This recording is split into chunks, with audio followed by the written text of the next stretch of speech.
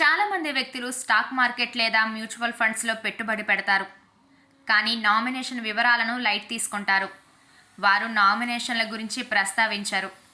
Mutual funds demat ఖాతాలలో నామినేషన్ల గురించి సెబీ రిపోర్ట్ ఏం చెబుతుందో చూద్దాం.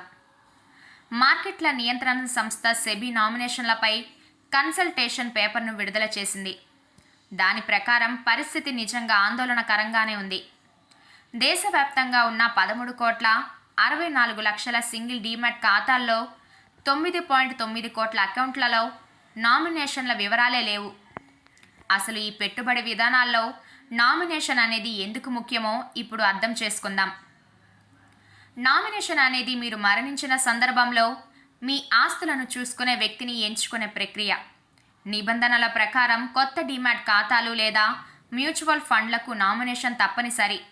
మీరు ఎవరిని నామినేట్ చేయకూడదనుకుంటే మీరు ఫారంలో నామినేషన్ నుండి వైదొలిగే ఆప్షన్ను ఎంచుకోవాలి. ఇంతకుముందు నామినేషన్ తప్పనిసరి కాదు. అందుకే చాలామంది దీనిని దాటేసి ముందుకు వెళ్ళేవారు. నామినీని జోడించడం చాలా ముఖ్యం. దీనివల్ల పెట్టుబడి పెట్టిన వ్యక్తి మరణించిన సందర్భంలో తన ఫండ్స్ సులభంగా సరైన వారి చేతికి అందుతాయి. నామినీ చట్టబద్ధమైన వారసుడు లేదా సన్నిహిత వ్యక్తి అయినా కావచ్చు. నామినీ చట్టబద్ధమైన వారసుడు కాకపోతే నామినీ ఆస్తులను లీగల్గా వారసులైన వారికి ట్రాన్స్ఫర్ చేయడానికి ఏజెంట్గా లేదా ట్రస్టీగా వ్యవహరిస్తారు.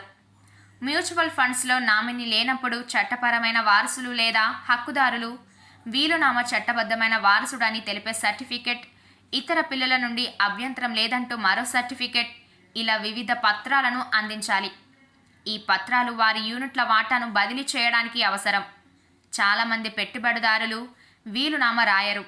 అటువంటప్పుడు నామినీని నియమించకపోతే మరణించిన పెట్టుబడిదారుడి కుటుంబం తాము చట్టబద్ధమైన వారసులమని నిరూపించడం తప్పనిసరి. కానీ ఇదంతా చేయడం నిజంగా చాలా కష్టమైన పని అవుతుంది.